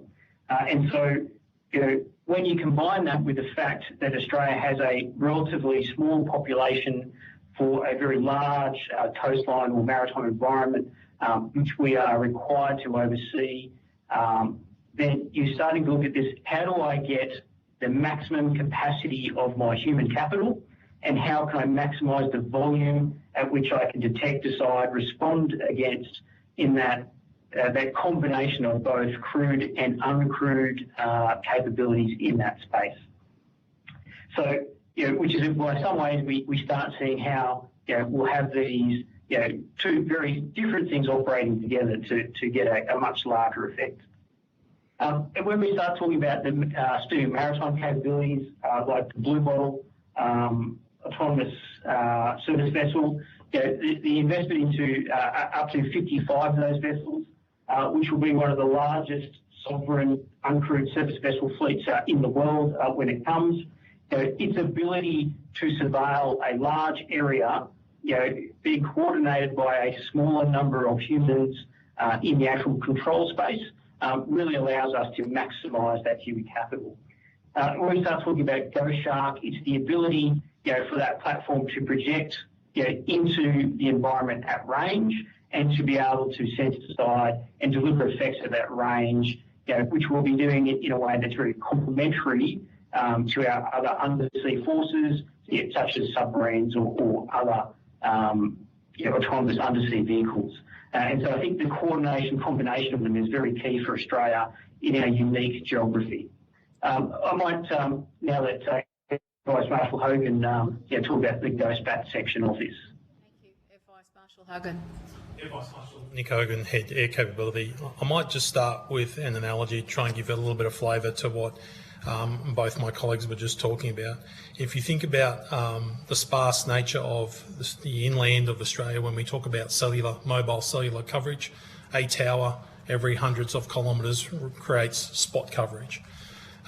If you think about that tower as an autonomous vehicle and then its ability to sense and understand the environment in the way that Major General Pearce explained it, the more cell towers or the more mobile towers you have, the better coverage you have. Therefore, you go with an uninterrupted coverage, and then you're happy as you travel across Australia because you can continue to talk and communicate back what you're seeing and what you can do as you're enjoying the landscape of our vast island nation as it stands. So the persistence that's available, as Commodore Jacobson was just saying, a machine doesn't get tired. It can stay up for as long as you can fuel it, or it can stay out in the area for as long as you can fuel it. It can sense and then send that information back at a rate at which we then can process it, hopefully in an autonomous manner, because it will take in vast amounts of information. Think about the MQ-4C Triton, which is a remotely piloted vehicle, different to an autonomous platform. But effectively, you've got people that monitor it as it flies. So they fly the vehicle to a certain point and let the automation then, like an autopilot, like you see on civil aircraft, it then surveils the area and then brings that information back for us to process. It saves having people out there and doing the dull and dirty work, as was previously explained. The other thing I would say is context is important. We talked about Ukraine, but in terms of our context, we are not in direct conflict right now. So our ability and our movement with autonomy is deliberate and it's focused, and it's deliberate and focused to ensure that we have an ethical use of automation, and that when we do, and if we are required to apply lethal force, it is proportional and it is within the legal bounds of the autonomy that we are involved in using at the time. Are Australians getting good value for money?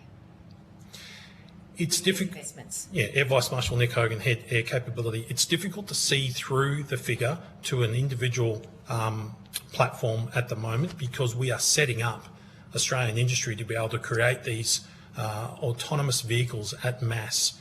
So therefore, you're setting up the industry at the same time as creating initial prototyping units. So initial costs may seem high, but it will be the same as creating a car industry again, and developing it from scratch, and then saying this is how we're going to get ourselves through. You actually get the benefit from autonomy through mass, and then obviously with larger orders, your actual unit per cost comes down. Same as anything that you deliver en masse in an economic sense. So, in addition to the capacity to prepare the nation for the current strategic realities, creating these industries of autonomous and uncrewed systems provides us with an opportunity to grow jobs, to export this technology to our Five Eyes partners and other trusted allies.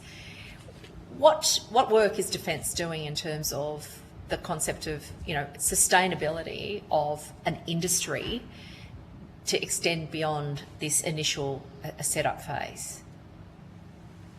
Chair, Major General Matt Pearce, I might hand over to one of our delivery colleagues to be able to speak to the relationship that they've got and what they're thinking about exports. Thank you. Deputy Secretary David Hanley, Naval Shipbuilding Sustainment, I'll have a go here. For Australian industry, systems like Ghost Shark are really important because they present a shift from Australia primarily buying sophisticated military platforms from overseas in particular, to developing and producing and continually upgrading that capability here in Australia.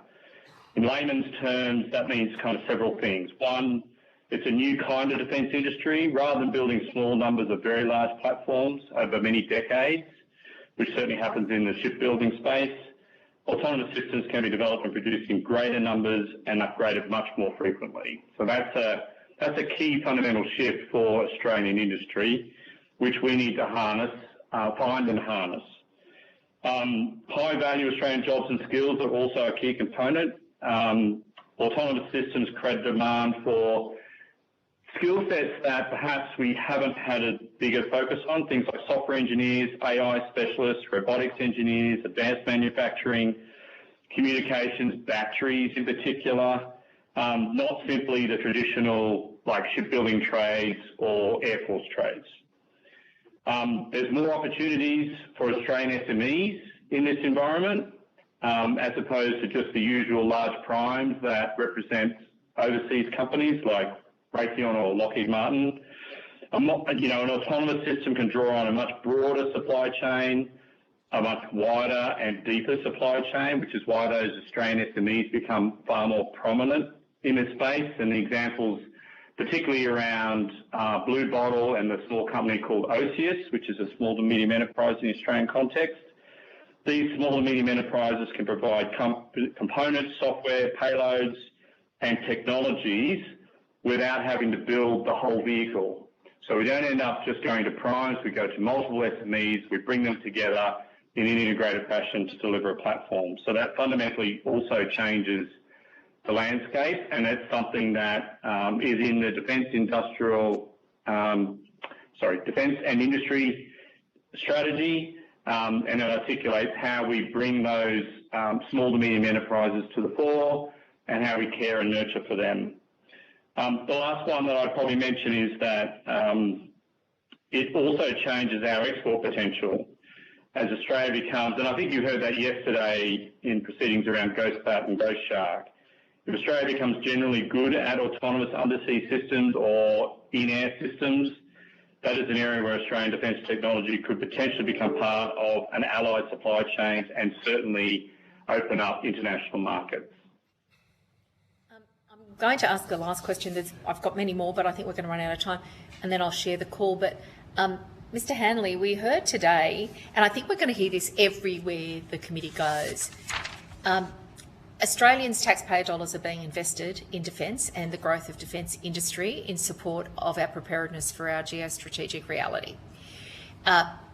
Every community wants a bit of the action, if I can put it that way. Everybody wants some money to be invested in their particular area. Everybody's competing for the dollars that are coming through investing in the defence of the nation. we continue to get a little uncertainty about how different businesses might access this and where they might play their part in, enhancing the defence of the nation and doing that in productive ways at the lowest possible cost. What pathways, improvement strategies do you have for those small businesses, small and medium enterprises that you've spoken about, mindful of national security concerns as well? Is there a plan to assuage community concern about a lack of information and access to opportunities in defence in supporting these, novel industries that we're establishing? David Hanley, Deputy Secretary, Naval Shipbuilding and Sustainment. The answer is Defence needs to do two things, and it does this through its various plans and strategies that it issues through government. It provides the demand signal. That is very, very important to industry, irrespective of where it's located in this country. These sorts of systems that we've been talking about today, autonomous systems, are a national endeavour, not an endeavour that we see centralised for, say, shipbuilding in Henderson and WA or centralised in Osborne and Adelaide. It is absolutely a national endeavour that involves small to medium enterprises from Tasmania through to northern Queensland. And it's Defence's job to put that demand signal into the marketplace so that we articulate the type of skills and experience that we're looking for, we articulate the type of technology that we're looking for, and we have various parts of Defence like ASCA, which are capability accelerators that look to harness those small to medium enterprises and feed them into capabilities like Ghost Shark. And in fact, Ghost Shark would not be around today without the capability accelerator effort inside Defence that reaches out to SMEs nationally to identify opportunities for things like autonomous systems. So bottom line is it's a national endeavour. We need to provide the demand signal, and then we need to provide the mechanisms by which small and medium enterprises can participate. And I believe we do that through Defence industry strategy, we do that through naval shipbuilding sustainment plans, and the guided weapons and explosive plans. Thank you. I'll go to the Deputy Chair for some questions, followed by Ms Templeman. Thank you. Thanks, Chair.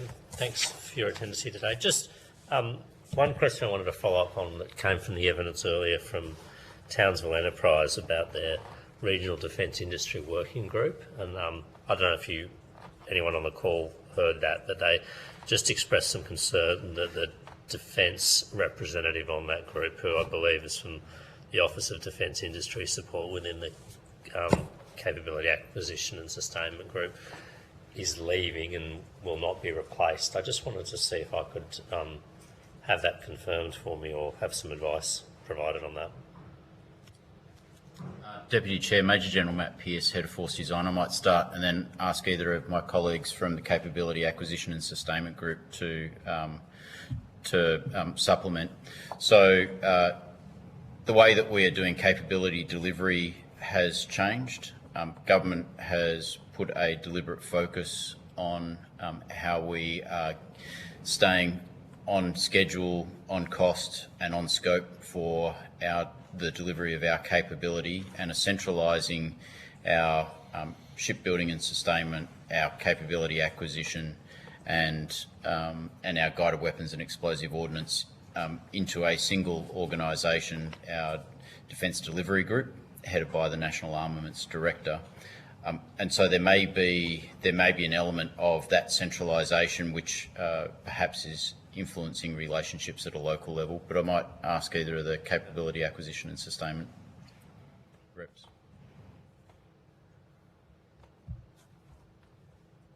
Good afternoon, it's Air Vice Marshal Jerry Van Leeuwen, Head Aerospace Systems. I can certainly look into answering the question in terms of whether or not the industry representative would be replaced from Otis. At the moment, I know that there are some movements in our organisation reform. There are some people that are changing positions, but our intent is to certainly continue to have a defence voice in those forums. Over. All right, thank you. Look, if you could take that on notice, that would be helpful. And in terms of those forums, as you just referred them to them, where are those forums? Are they located around bases where there is kind of a natural community of interest? How is that structured? And how does one who might not be known to Defence find a pathway to become known to Defence? I think that's the core problem that we're confronting on a pretty regular basis. So if I can put those on notice, that would be most appreciated. Yeah, and I just had some questions, and thank you. And obviously, I think you will have gathered from the questions that we think Defence engagement with local industry is an important part of, social licence and local support. So I'd encourage you to obviously look favourably upon replacing that person. Just on the guided weapons and explosive ordnance mission or mandate, if you like, Major General, that you spoke about. Can you just, you gave some overview in figures. Can you just tell me, in broad terms, what the purpose of that guided weapons and explosive ordnance program is and how it improves our preparedness and fits into our new integrated force structure? Thanks, Deputy Chair. Major General Matt Pearce, Head of Force Design. So guided weapons is a particular requirement for us from a warfighting preparedness requirement, but other examples are around our fuel holdings, our the amount of repair parts that we have. All these things come together to be able to hold a particular level of preparedness and a particular level of endurance should we require it. The details of those specific holdings are classified, and they might be better for a different forum. Okay, but we are we're part of the mission is to have a production capability in Australia for this, right? So we've got one. Is it Port Wakefield in South Australia that's starting to produce HIMARS, or who's? So unfortunately, our guided weapons representative is not on the call today. Okay. Sorry, you mentioned in your opening statement, so I thought I was free to ask. Well, I took the opportunity to ask a little more about it. Of course you are. So, but yes, it's certainly from a preparedness point of view, to be able to develop our own weapons, to be able to develop weapons that travel longer distances, longer ranges, makes us more self-sufficient, makes us more resilient. And that's also part of a deterrence effect for a potential adversary, knowing that even if our supply chain was to be interdicted, we still have a capacity to be able to have those systems, those weapons available to us. So hence the focus on developing that guided weapons and explosives capability. Okay. So the intent is to be able to manufacture some of our, HIMARS, PSMs and stuff, have a manufacturing capability in Australia and produce those ourselves, at least to a degree. That's right. There'll be a natural limit as to what, as we start to develop that capacity, what we're best to develop and build locally, and what we can get more effectively, more economically from allies and partners. Yeah, I'm sure. Right. Thanks, Major General Pearce. Thank you. Chair. Over to you, Ms Templeman. Thanks, Chair. Thank you. You've talked about the economics of smaller devices, non-crewed autonomous devices. How do they also, or do they reduce the risk to human life in terms of ADF personnel's life? And then how do you quantify that into the economics of it? How does that go into the decision-making process? Thanks, Mr. Templeton. Major General Matt Pearce, Head of Force Design. So when we are having the discussion with government about the capabilities that are required, we start thinking about what's the effect that needs to be delivered, and we are consciously now thinking about, does that need to have people on a platform, or are there alternate ways to be able to deliver that? And so for us, it's not an either or. It's a complementary capability where having more sensors out there then enables perhaps our crewed systems to sit off in a different location and be able to react, as opposed to them being out everywhere on the forward line. As far as the calculus for putting humans in harm's way, that's absolutely front and centre of why we're thinking differently, you know, and trying to take as best advantage of autonomous systems and technology as what we possibly can. But it's not, as I said, it's not an either or. It's what's the right mix, what's the right balance for us. You use the term effect. Again, you know, at those doors that we knock on, a lot of people would have no idea what that means. So effect, if I could put it in layman's speech, please correct me if I've misinterpreted, but it's the outcome that you want, like to get the job done. That's what you need to do to get the job done. You can do it in 5 different ways. You choose which way to get the job done, and that's an effect. Is that it in a nutshell, or do you want to clarify? Yes, Chair. Major General Matt Pearce. We think about 6 effects, but exactly as the Chair has described, for us these are understand, decide, shape, shield, strike and sustain. And so each of our capabilities contributes to one or multiple of those things, and it also starts to think or starts to point to why our force works together in an integrated sense. Some of those capabilities might be space and cyber capabilities or airborne capabilities feeding a land or a maritime strike effect. And when you're making those decisions, and it's very interesting to hear the process, and I appreciate how process-driven the organisation is to move through those steps. How has that had to change? You know, how are our processes changing because the technology is changing and our potential adversaries, their technology is changing? Like, or do we just stick to the same process? Is it? I guess I just want to unpack that. Because you said that wonderful 6-step process that my brain is still working its way through. Major General Matt Pearce, Head of Force Design. So the way our system has changed is partly technology driven, but it's also because we are focused on providing security in our region. So that was a deliberate approach from the Defence Strategic Review and now through the subsequent National Defence Strategies. So we are now thinking deliberately, what is it that, how does Army, Navy, Air Force, Space and Cyber work together to deliver a particular requirement?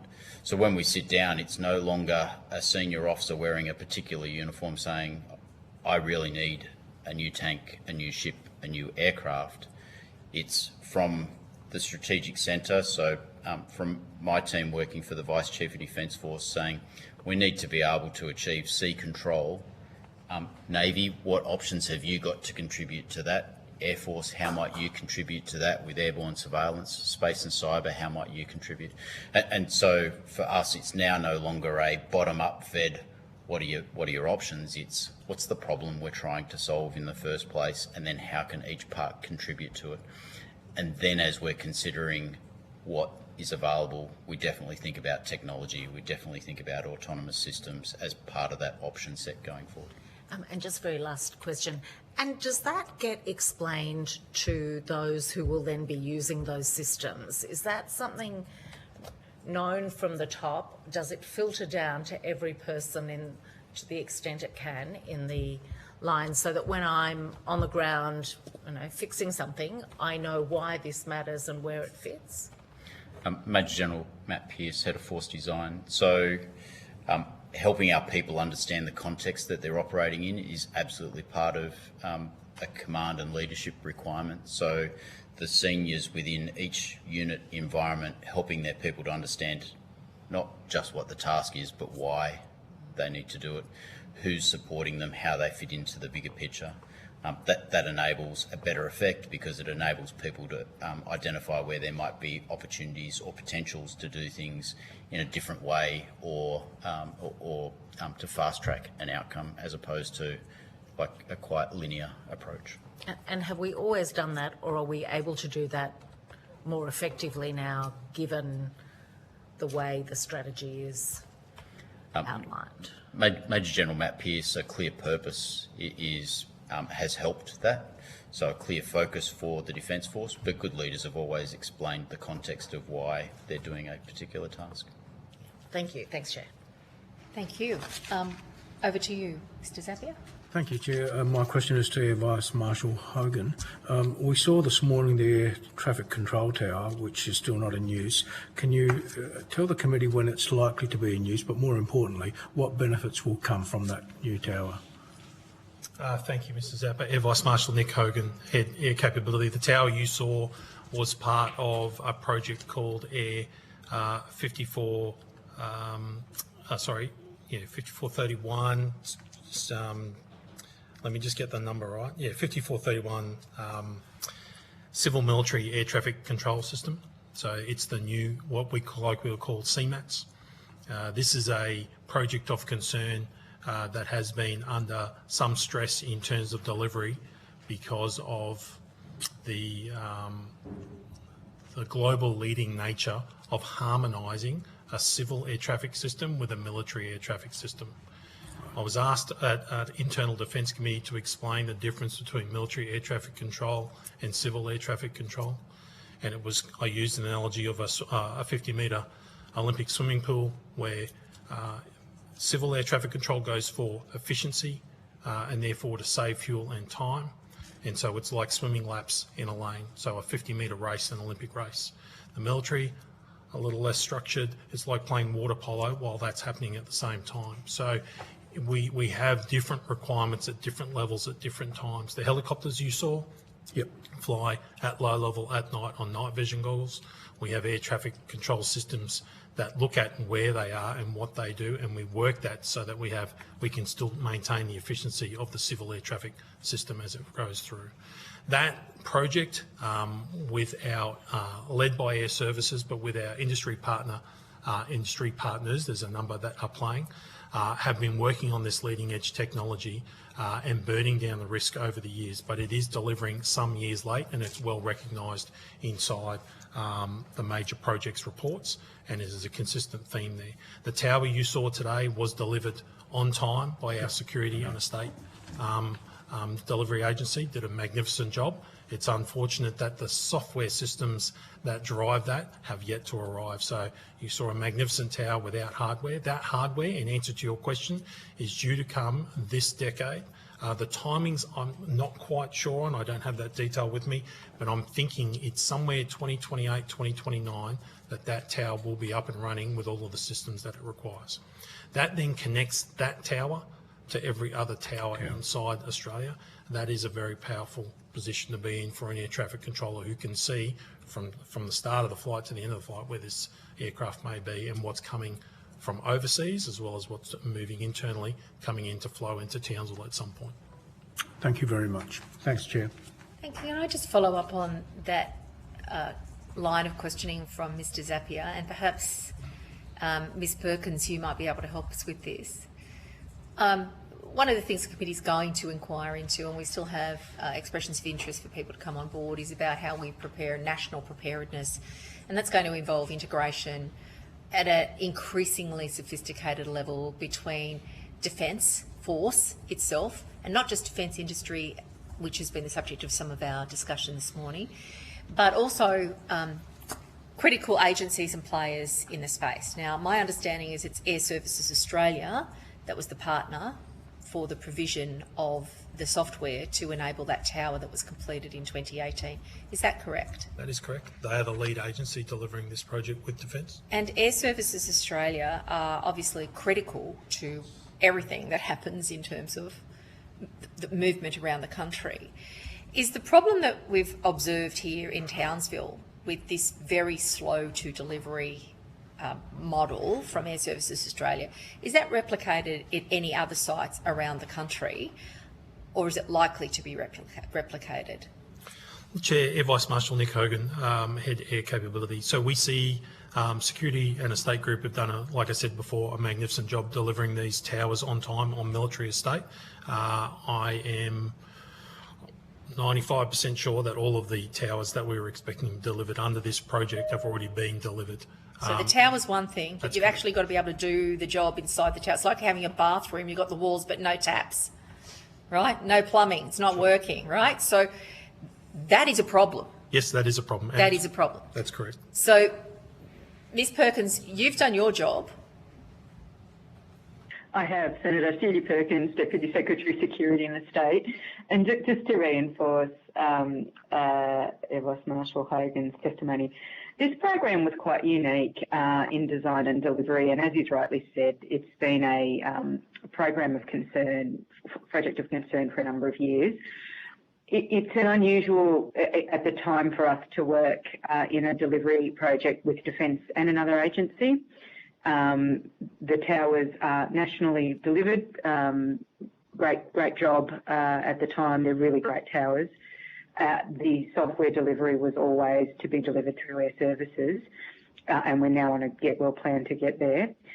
We learned a lot through that process, and I think to the points you made, it's a national system, so the delivery of towers for defence airfields where we also operate supporting civil aviation and defence. The purpose of this activity is a nationally integrated air traffic control system that supports civil aviation and defence, and that is unique and really important for Australia into the future. So this rollout that was just described, 28-29, will be a national rollout. But what we have learnt from that, and you mentioned working more broadly for national preparedness, that is a key feature of the National Defence Strategy and this concept of national defence.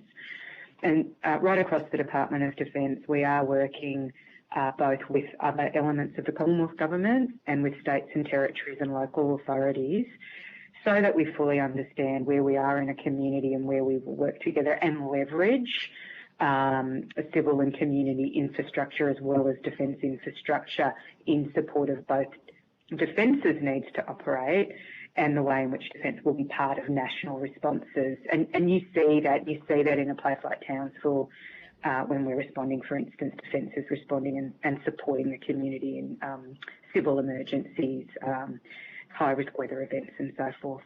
Could I ask you to take on notice where you already observe points of tension? One of the things I observe and hear frequently from military is about speed to capability and changing practices and engagement with the defence sector to massively speed up both exquisite and uncrewed items of kit that are necessary for preparedness and defence of the nation. And I don't know if the speed to capability messages got through to all other agencies that might necessarily intersect with that task. Could you just give some consideration to how that challenge to move more quickly, perhaps with a little more risk in the system than has been our practice to date, is being undertaken by the civil sector and government agencies to better support the movement forward from Defence? I've got just a couple of quick lines of questioning to finish off, if I can just keep it for just a couple of moments. If I can speak to I can ask you to speak to the supersonic and hypersonic propulsion technologies. What progress has Defence made in developing sovereign capability and industry participation and research expertise in the supersonic and hypersonic propulsion technologies? And what role does Defence envisage the Northern Australian bases, including RAAF-based Townsville, in supporting, testing, sustainment and deployment of future supersonic and hypersonic technologies? Chair, it's Air Vice Marshal Nick Hogan. I might throw to Dr. Duong first to talk about the research side, and then I'll talk to the aspects around Townsville. Thank you. Dr. Duong. Yes, thank you. That's a really good question. Dr. Min Duong, Deputy Chief Defence Scientist from the Defence Science Technology Group. So Australia actually has a really long and critical pedigree in hypersonic sciences. It extends decades And basically we are world leaders in hypersonic research. And based on our pedigree, we have done lots of international engagement with partners, particularly with the US, and it's actually provided a basis for a lot of the co-development programs that are currently going on. So Air Vice Marshal Hogan might want to talk a little bit about the Sci-Fi program and the acquisition of that system. But that's based on at least a decade of research with the US. We're also doing a lot of work in solid rocket motor research and development in terms of uplifting industry to be able to manufacture solid rocket motors.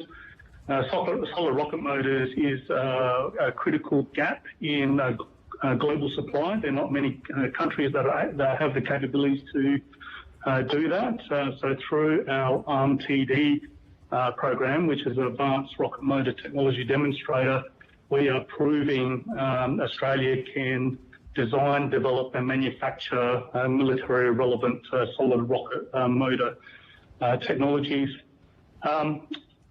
In response to your second part of the question about Northern Australia, Queensland is a natural mecca for the hypersonic development. We have our Eagle Farm facility up in Brisbane, where a lot of our hypersonic development work is being done, as well as some of the supersonic air breathing work being done there. And we're also aware of quite a number of small to medium-sized enterprises that are establishing themselves within Queensland. I might pause there and hand over to Air Vice Marshal Hogan for his comments. Air Vice Marshal Nick Hogan, Head Air Capability. Just to give a little bit more flavour to what Dr. Dong was just talking about, the Advanced Rocket Motor Technology Demonstrator Program, which was founded in 24-25, helped to develop rocket motor manufacturing capability in Australian industry. Of note, when we talk about hypersonic weapons, the propulsion falls into two very broad classes. The first one is a boost glide system that uses a rocket motor to accelerate to a hypersonic speed. And hypersonic, from our perspective, when we talk hypersonic, you're talking 5 times the speed of sound. That's roughly the speeds that we talk to. And then, so for a boost glide system that uses a rocket motor to get to about Mach 5 and then glide unpowered, that's one system. And then the second system is an air breathing system, like an engine, is for want of a colloquial term, using rocket motors to achieve speed and flight conditions to allow the air breathing engine to ignite, is in to start up, and then sustain Mach 5 plus speeds. So there's two different systems as we talk about. In last fiscal year, 24-25, Defence tested an 80 kilogram Coonabar rising motor, which was the largest advanced technology rocket motor tested in Australia at the time.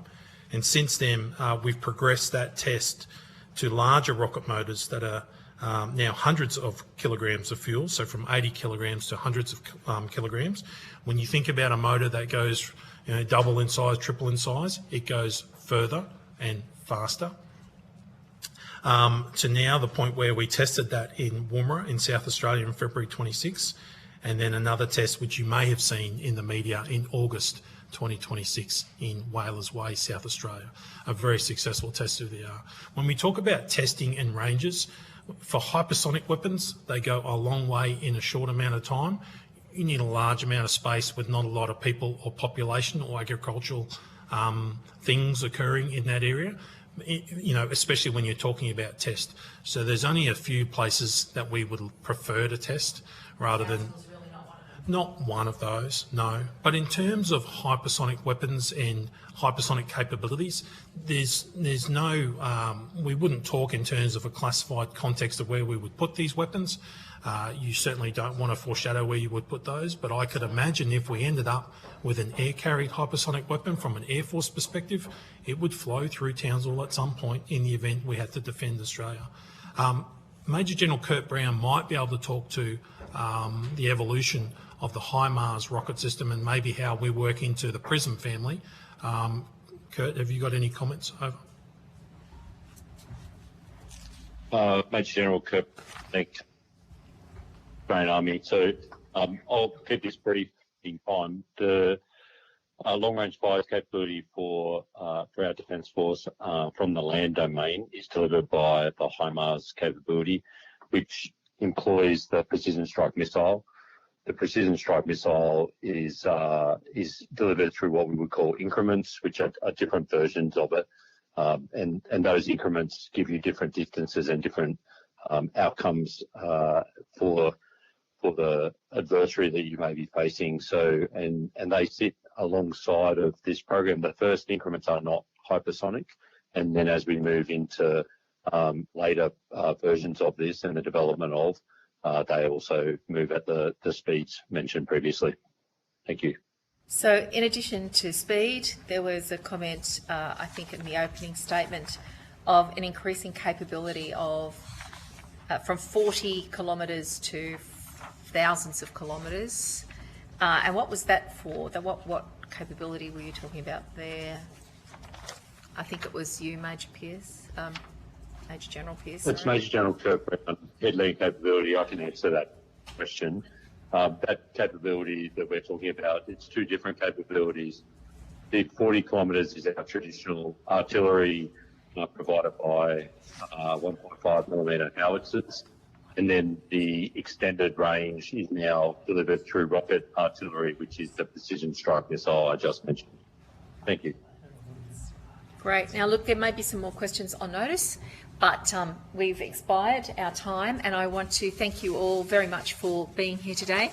Can I thank Hansard Broadcasting Secretariat, my colleagues for joining me here in Townsville. Thank you to the locals for your welcome and participating in this inquiry. Any further information, if you could provide that by the 30th of September, that would be greatly appreciated. You'll also receive a copy of the transcript, which you can amend if it's incorrectly recorded you, but not in any substantive way. Thank you once again, and that concludes the hearing. Thank you.